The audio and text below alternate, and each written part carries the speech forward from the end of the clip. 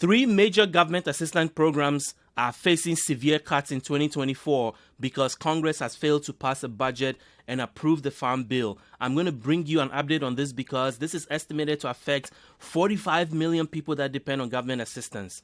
And then I have some good news. There's a new P-EBT program that has been approved, and I want to bring you the eligibility requirements, how much money you're going to get in 2024, and the 38 states that have been approved for this new P-EBT program. And then you want to stay till the end of this video because there are three major food stamps discount programs that you could be taking advantage of that millions are not taking advantage of. I'm going to show you what these discounts are about and how you can sign up today in the link in our description. So let's get right into it. These are the other two things I want to bring to your attention. Number one, there's extra food stamps that have been approved by specific states. So far, 2 states have been approved. I want to bring you an update specifically for Washington, D.C. and what's happening with their extra food stamps. And then if you're on Social Security or know somebody that is, pay attention to this. 7 major changes are coming to Social Security and disability benefits that's going to affect everyone. I want to bring you the latest details on that. So let's jump right into the list of things I want to cover today. So the first one is the assistance programs that could see more cuts in 2024. Now, 2023 saw some cuts in benefits, especially to food stamps, and more are on the way. So let's jump right into it.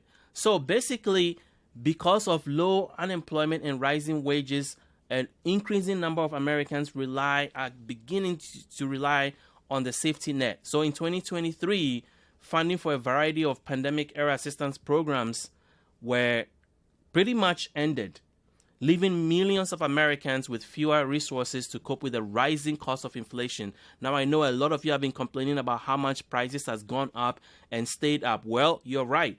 Prices have gone up at least by 20% above pre-pandemic levels. At the same time, on January 19th, 2024 and February 2nd, 2024, last year's federal funding is supposed to expire for a lot of programs, and so now is going to put these programs at risk. So let's get into the details of what these specific programs are. Now, Republicans in Congress are pushing for spending cuts to programs, while Senate Democrats are unlikely to have the votes to revive pandemic-era benefits like the child tax credit and rental assistance. The potential cuts come as demand for government aid is rising, with nearly 1 million more people on food stamps. So when people are saying that the economy is getting better and that inflation is coming down, well, here's the news, here's the reality. More than 1 million people were approved for food stamps last year. So the economic reality of what the government is saying and the numbers are saying and what people are actually experiencing in their lives is completely different, and this is an example of what that is. So at the same time, the monthly benefits for those receiving food stamps has decreased by an average of $95 per household. A lot of you have complained that your food stamps benefits have been cut or have not gone up by an appreciable amount given how much inflation is right now. So all the data that we are seeing is showing the same things that you guys have been saying. So what does this mean? Well, there is more pain coming because even though there's decrease in benefits, there's going to be stricter eligibility requirements for food stamps. And so this is causing a lot of financial disaster for people. To add to the problem, the work requirements for childless adults without a disability will again increase. Remember, in 2023, the Republicans in Congress passed a law that increased the work requirements for people who are receiving food stamps who don't have any dependents. It went from 50 to 52, and now in October 2024 it's going to go to 54. But there's a bigger goal here. The Republican-controlled House are pushing to eliminate work exemptions and mandate work requirements for anyone under 65 years old. So their intention is that if you are receiving food stamps, and you are required to work all the way till you're 65. So that is what they are pushing for. And right now they've been inching it up slowly. It went from 18 to 49, and then it went to 18 to 52, and then in October it's going to 18 to 54, and then now they are trying to push it from 18 to 65. So what else is happening? Well, food banks are overwhelmed because pandemic era food stamps funding has declined, and combined with the rising prices of food, this has led to a surge in people looking for help. Food and Friends, a nonprofit in Washington, D.C. that distributes meals to people with medical condition, has distributed 1.9 million meals. This number is up 16% from 2022 and nearly double the annual amount provided before the pandemic. As you can see, this is nearly double the amount of meals that they were serving before the pandemic. So if anybody is telling you that, the economy is going well, unemployment is low, inflation is down, well, people at the low income level are not feeling the benefits of those improvements. And the data clearly shows that. Another program that is set to be hit hard is WIC. Now, WIC is a program for women, infants, and children. It helps young mothers be able to provide nutrition for their children. And that program is one of probably the biggest one that is at risk right now because funding has failed to keep up with the rise in enrollment. Without a budget increase in 2024 above its $6 billion funding level, state programs might have to start wait lists for new enrollments or cut benefits to existing recipients. That's for WIC. Unless Congress acts to protect and strengthen WIC by providing appropriate funding, there could be real challenges. This is the interim president of the National WIC Association. This is pretty unprecedented. Historically, WIC has received bipartisan support from Congress, and the appropriate funding has been provided. So this is not a normal situation. The White House has proposed a $615 million budget increase for WIC in 2024, but even that will come short because the Biden administration underestimated the program's growth this year. So we see the same pattern where the government is showing data that the economy is doing well, but then when you look at assistance programs, the demand is increasing, which is showing that there's a disconnect between what is happening in the official numbers and what people at low income levels are experiencing in their household, in their pocketbooks, in their budgets. Because if a program like Women, Infant, and Children WIC has seen a surge in enrollment, even though the government has proposed a budget to even increase its funding, and that's not going to be enough, then you can see that there's a real problem that is happening.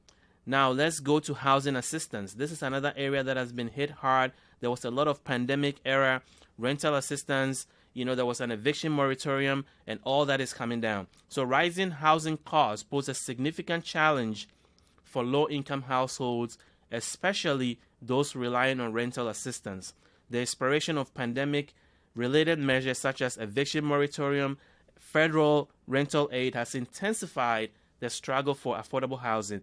The recent federal survey revealed that there's a 12% increase in homelessness, citing the end of the pandemic assistance and escalating rent as key factors. A lot of you have been complaining on our chats that you have seen your rent go up just by such a huge amount, even though inflation has been coming down. And this is another, proof that that is really happening. Programs like Section 8, designed to assist low-income individuals with rent, are grappling with insufficient funding to cope with rising housing expenses. Proposed legislation may further decrease the number of people receiving vouchers and decline those receiving benefits by 80,000. This will aggravate the existing issue of long waiting lists and limited federal rental assistance availability. So that's another program that is facing cuts. And the current underfunding, coupled with increasing costs, threaten to leave fewer households with the necessary support. The program is already underfunded. There are long waiting lists for it.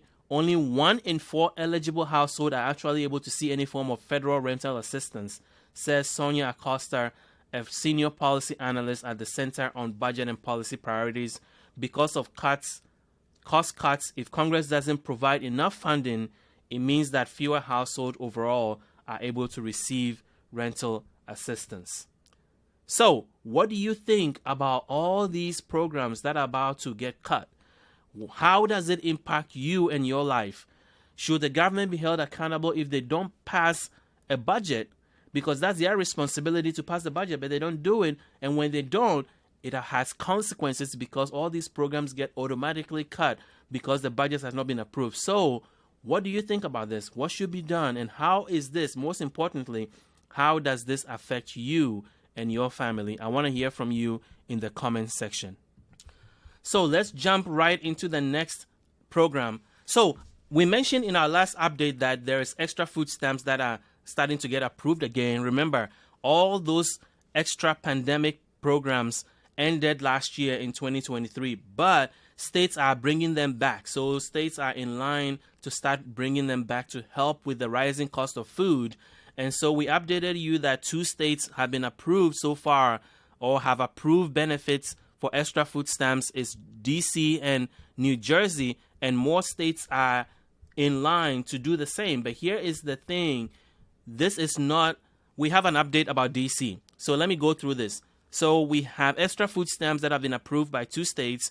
This is because of rising inflation and people struggling from, basically recovery from the pandemic. So here's the update. As of December 2023, DC and New Jersey approved it. This means that if you're in DC and New Jersey, you're going to receive state-funded extra food stamps. However, DC's program is in jeopardy, and I want to bring you an update. The original plan was that you're going to get a 10% increase if you lived in DC with your food stamps. The District of Columbia food stamps increase was anticipated to take effect January 1st, 2024 and run through September 30th, 2024. This change came as a result of legislation that was passed that is called the Give a SNAP Raise Amendment Act of 2022. This increase will be equal to 10% of the household's federal monthly allotment in SNAP benefits. However, we are now hearing reports that the increase may no longer happen, and it's for a reason that doesn't even make sense. The mayor of DC has decided not to increase the food stamps and approve the extra benefits due to budgetary and staffing issues with the Department of Human Services. The council and food security advocates firmly disagree with the mayor's request because they are pointing to the fact that there's excess revenue. Most recently, the Office of the Attorney General weighed in, saying that the mayor must follow the law as the council directed and boost SNAP. The mayor will not unilaterally divert or withhold funds appropriated for SNAP increases, said the Attorney General. It is unclear if the Attorney General's memorandum will force the mayor to reinstate the extra food stamps for Washington, D.C. Efforts to get thousands of low-income residents extra food assistance has been a year-long process. In December 2021, Council member Christina Henderson introduced a bill that would increase the monthly benefits for SNAP residents by providing local funds to a state anti-hunger program. Various advocacy groups supported the bill, saying residents aren't getting enough money to eat. The average monthly cost for groceries in DC is over $400 per person, but the average monthly SNAP benefit is only $142 per person. The extra food stamps were expected to help cover 136,000 Washington residents in need of support. We told district residents the money was coming because the law provided for it. Now we enter, this was the holiday season. Residents learned that this was sorely needed support was no longer coming. The DC Council wrote in the December letter to Mayor Bowser. So this is entirely the mayor deciding not to give money to the poor or give money to people who need it. That has already been approved by the council. So the DC Council is considering legal action against the mayor for not implementing the law and providing the extra funds to SNAP recipient. Council Chairman Phil Mendelssohn has circulated a resolution that will authorize the council to sue or join a lawsuit to compel the mayor to enhance aid to those relying on SNAP. The council states that funds were allocated in the fiscal year 2024 Local Budget Act. While Mendelssohn hopes to resolve the issue through discussion with the mayor, the council is preparing for legal action if an agreement is not reached. The resolution is expected to be voted on January 9th. So, for those of you in New Jersey, as we reported before, your extra food stamps is coming. It's going to be $95 minimum from because that's an increase from the federal minimum of $23. So if you were just receiving the federal minimum of $23, you're going to automatically get $95. And this means that if your monthly food stamp benefit is less than $95, then you're going to see an increase. The extra food stamps in New Jersey is a state-funded program, and it guarantees you that minimum of the $95. This means that you receive your regular food stamps amount from this government, from the federal government, plus an additional state supplements that equals the minimum $95. So, what do you think about what is going on in D.C. and in New Jersey? Do you think that your state should also introduce extra food stamps? Would that help you? Would that be a big help to you? Let me know in the comment section. And let's get to the new P-EBT program that has been approved. This is a big deal. The Summer EBT Program for 2024 is meant to help children get the nutrition that they need. This is a new permanent program. It means that it's here to stay, and it's going to launch in summer 2024. It is modeled after the P-EBT program, the Summer P-EBT program that you're used to during the pandemic. Your benefits are going to be put on an electronic EBT card, and you are going to be able to use that to buy food from grocery stores. Now, the benefits work together with other summer programs. So the existing programs that help during the summer are still going to be in place, including the summer meal sites. Obviously, SNAP also helps, and WIC, to ensure that kids have a consistent access to critical nutrition. More than 29 million children across America will benefit from the summer program, and the Summer EBT benefits will come in the form of preloaded cards that families can use to purchase groceries. Each family will get about $40 per child per month. Now, some states, even though this is a federal program that has been approved, and states can just have to apply and spend a little bit of state's money to run the program, but the federal government is going to pay for the program. Some states have decided to opt in. I want to review those states and then give you the complete list of the 38 states that have opted in that are going to run the program in 2024. So Iowa has decided not to participate in the Summer EBT program. Iowa officials argue that the federal COVID-era cash benefits are not sustainable and fail to address long-term issues.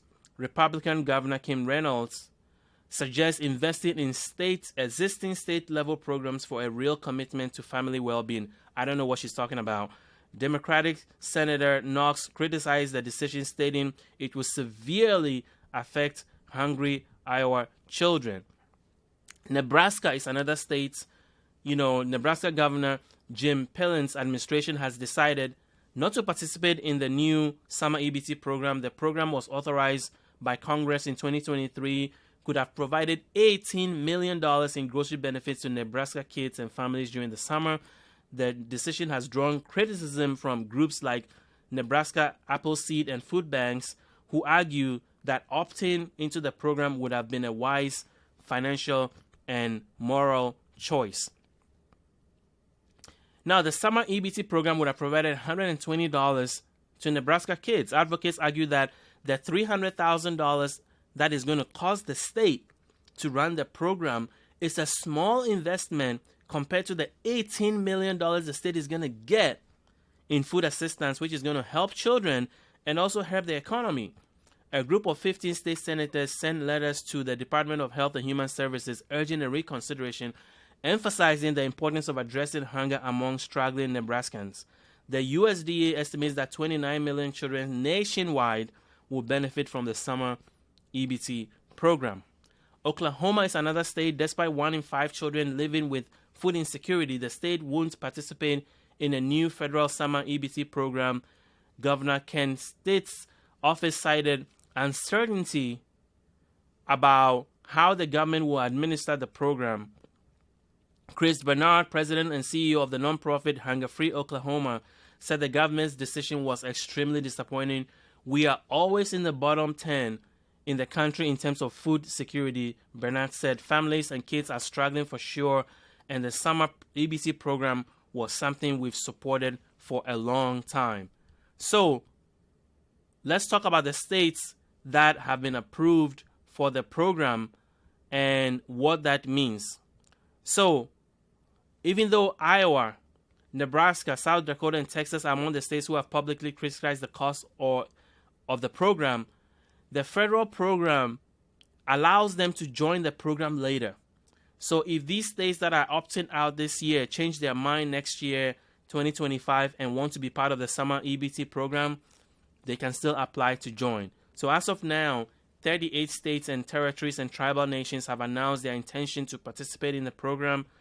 States and tribal nations had until January 1st to notify the Department of Agriculture of their participation. So if your state hasn't applied yet, the door is shut for 2024, but they can still apply for 2025. So if you want them to hear your voice, let them know. Let your senator know, let your congressperson know, let your governor know, let your state senator know, let people in your community who are in charge of the government know that you support the program.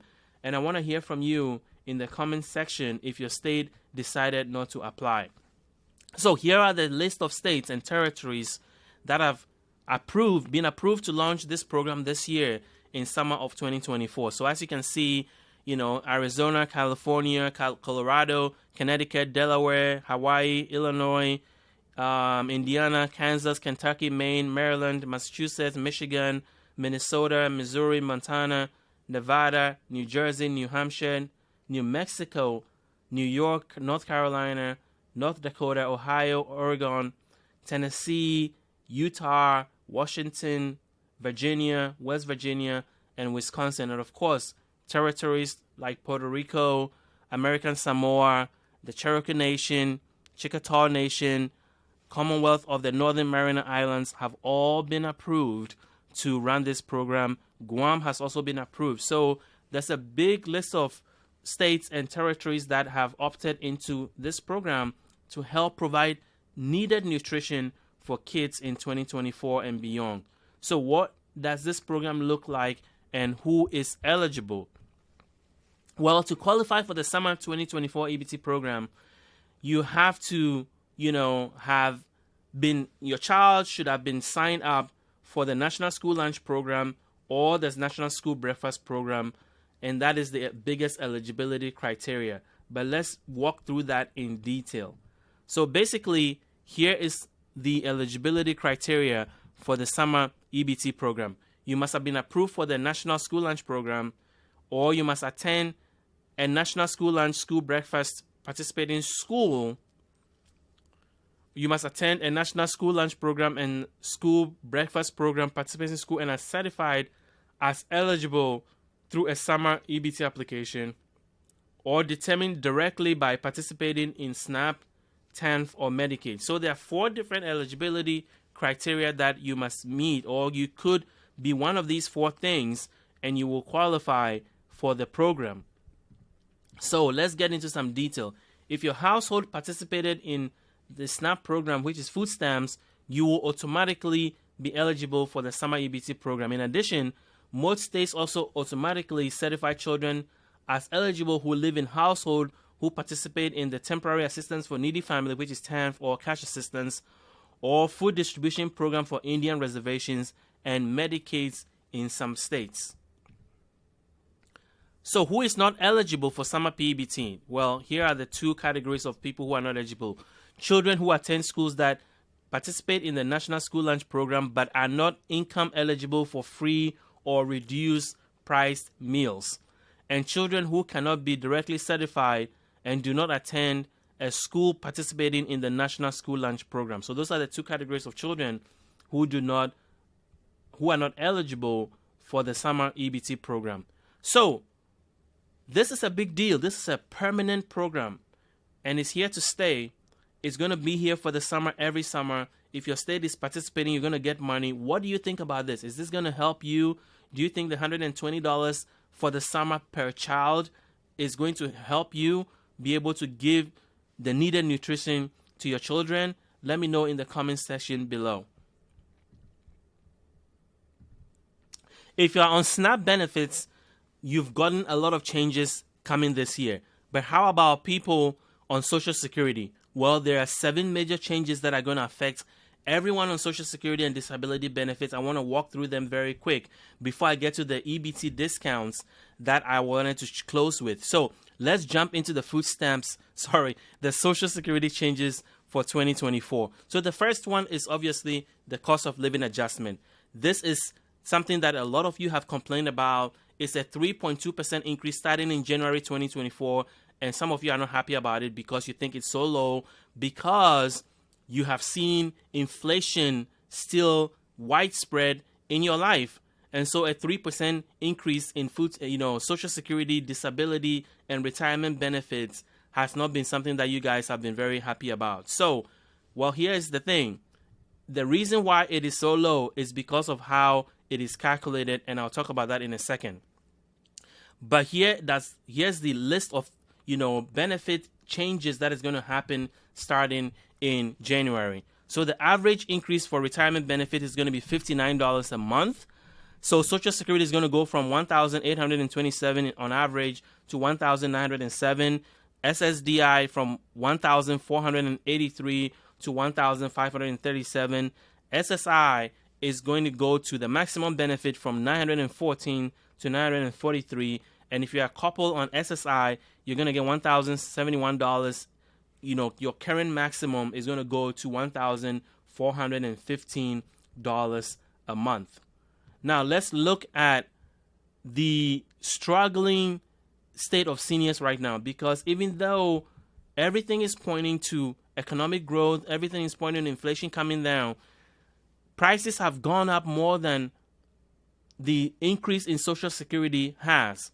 So since 2020, average prices of U.S. goods and services have climbed more than 20%.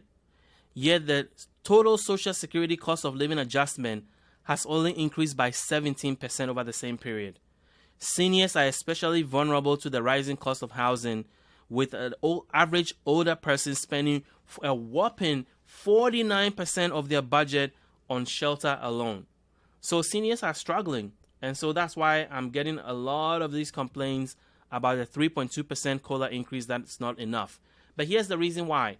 The reason is that COLA is calculated with an index by the government that has nothing to do with seniors. So what do I mean? Currently, they are using the Consumer Price Index for urban wage earners and clerical workers. That is the inflation index that the government uses, the Social Security Administration uses to calculate cost of living adjustment for Social Security recipients.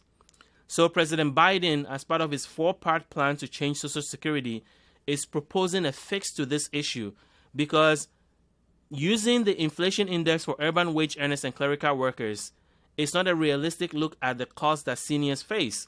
That's why always the cost of living adjustments is always behind, because seniors face costs like medical care, prescription drugs that are not reflected in this Consumer Price Index. So the president's plan is to change it from CPIW, which is the Consumer Price Index for urban wage earners and clerical workers, to CPIE, which is Consumer Price Index for the elderly, which will track spending habits of household with individuals over 62 and over. This will result in a more accurate COLA for seniors.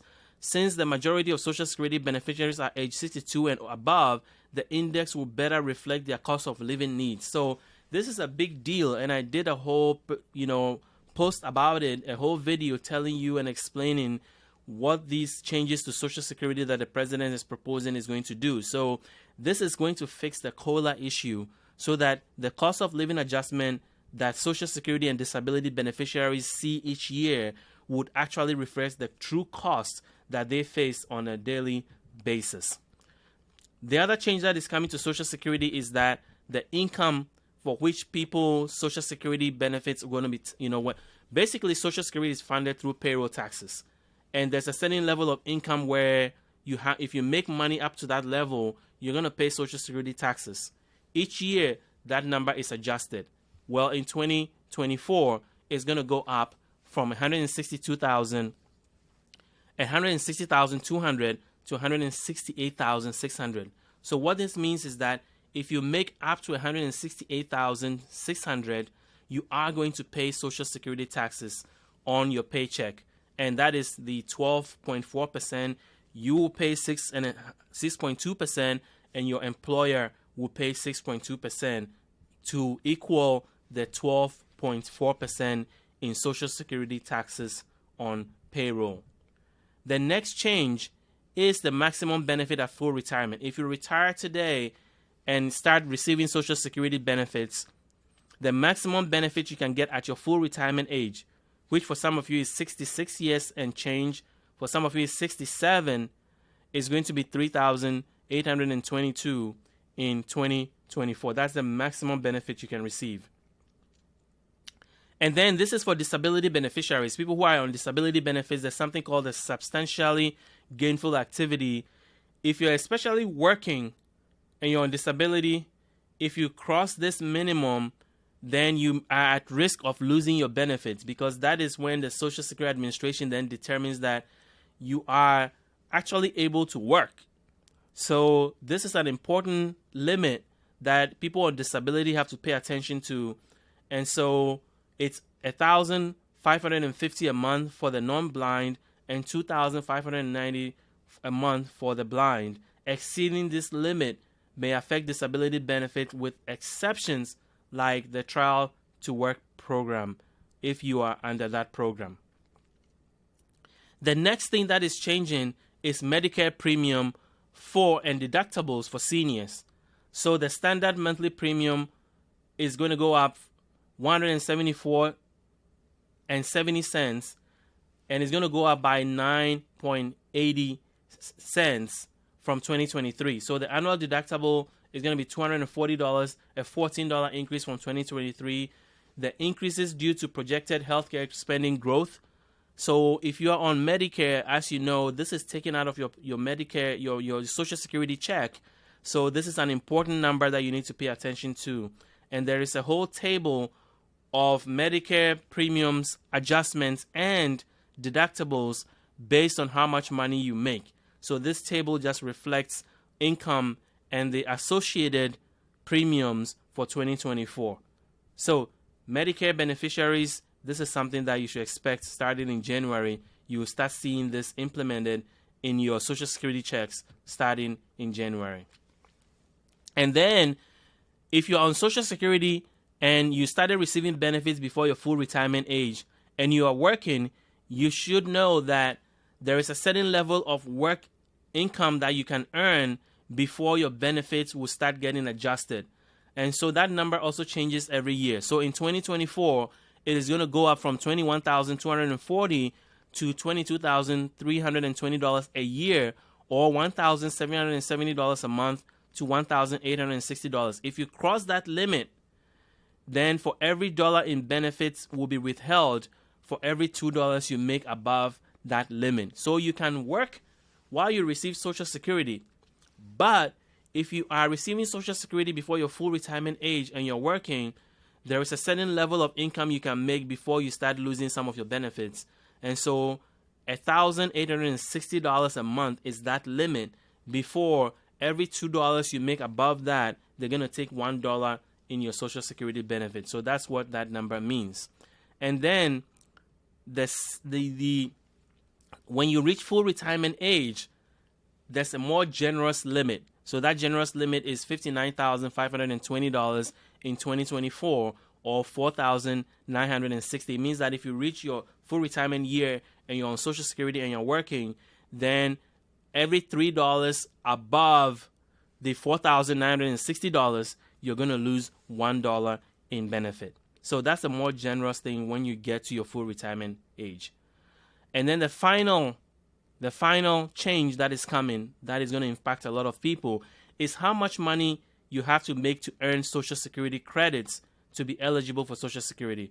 So, as you know, you need 40 credits to be able to qualify to get Social Security. And credits is earned each quarter of work. But you have to make a certain amount of money during that quarter to earn that single credit. And that number changes every year. It's $1,640 in 2023. It's going to be $1,730 in 2024. So those are the Social Security changes that are coming for Social Security and disability benefits. If you have any concerns or comments, let me know in the comment section below. I want to hear from you and what you think about these changes. is they going to impact your life in any way, especially the Social Security and disability monthly increases that are coming to your paycheck. So let's go to the next big thing I want to share with you, which is the 3 huge EBT discounts that are not being taken care of. A lot of you are not taking advantage of these, and they're available to you. Part of the perks of having an EBT card is access to some of these discounts. So I want to give you the 3 big ones. The first one is the Walmart Plus discount. As you may know, just like we have Amazon Prime, there is something called the Walmart Plus. And if you're on SNAP or food stamps, you get 50% off the membership. So Walmart now offers a new Walmart Plus assistance membership for those receiving SNAP, WIC, or Medicaid, similar to Amazon. Get a Walmart Plus assistance membership for just $6.47 a month or $49 a year. That's over 50% of what it costs. A Walmart Plus membership helps you save money with benefits like free shippings and grocery delivery, discounts on fuel, free video streaming with Paramount Plus, and more. Get a complete list of discounts that come with your Walmart Plus assistance on the next page. So let's look at what that looks like. Well, you get free shipping on groceries. You save 10 cents per gallon at 14,000 gas stations, location nationwide, including Exxon, Mobil, Walmart, and Murphy. Free video streaming with Paramount Plus, free at-home return pickup, and early access to special prices, product releases, Black Friday deals, and more. Access to Walmart Plus travel, get up to 5% Walmart cashback when you travel, and free video streaming with Pluto TV. And as I mentioned, there's a 30-day free trial so you can test it out, and you get 50% off. So we have a link we're going to include in the description, so you can click on that link and then you can sign up right away. And it's a free trial, so you might as well try it and see before you start paying and getting the 50% off at $6.49 or $49 per year. So that's the first program. The second one is Instacart. Instacart now accepts food stamps for grocery shopping and delivery. So Instacart says that this change is helping more families overcome transportation barriers and maximize their food budgets using their platform. With Kroger expansion, so Kroger has now been added to Instacart. Instacart now accepts EBT from more than 130 retailers and 12,000 plus stores in all 50 states and Washington, D.C., reaching 95% of the 42 million people enrolled in food stamps. So Instacart, is here to support SNAP beneficiaries, and they have a special that they are running. You can get a 50% off Instacart membership, which means that you can get it for $4.99 per month for 1 year.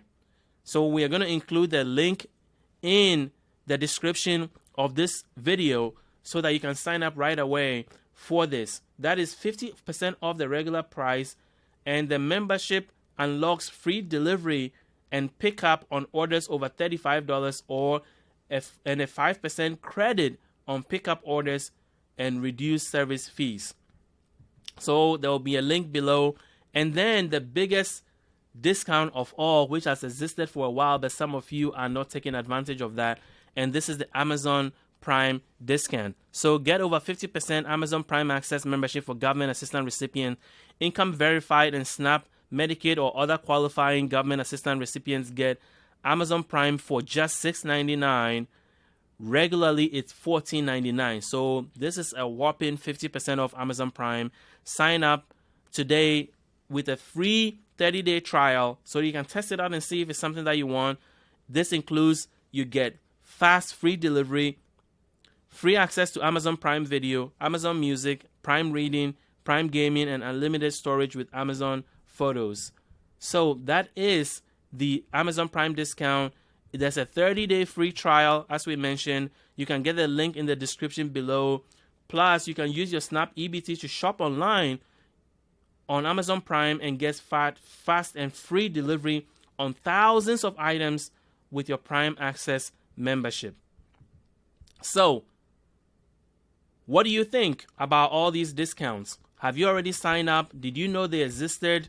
And how is this going to make your life easier with especially grocery shopping and having access to all these services that Amazon and Walmart provide, in addition to being able to shop for groceries. We want to hear from you in the comment section below. If you are new to this channel, I want to urge you to hit the subscribe button, because we appreciate your support in growing this channel.